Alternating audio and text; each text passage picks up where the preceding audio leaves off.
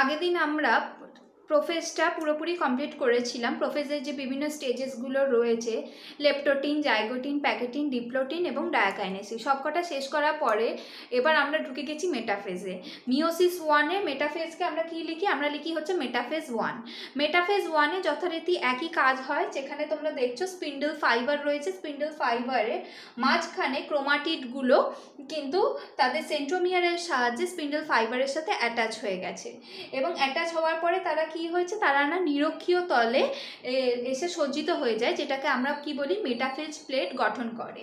কিন্তু এখানে কিন্তু খেয়াল রাখতে হবে মাইটোসিসের সাথে এখানে পার্থক্য কি, এদের মধ্যে দেখো এক্সচেঞ্জ হয়ে গেছে, অর্থাৎ ক্রসিং ওভার হয়ে গেছে। ক্রসিং ওভার হওয়ার ফলে এই ক্রোমোজোমের ক্রোমাটিডদ্বয় এদিকে হোমোলোগাস ক্রোমোজোমে এবং এই ক্রোমোজোমের ক্রোমাটিডদ্বয় এদিকে চলে এসছে। এইগুলোকে আমরা বলি হচ্ছে ডিসকন্টিনিউয়াস, এবং যেগুলো পুরোটা রয়েছে সেটা হচ্ছে কন্টিনিউয়াস স্পিন্ডল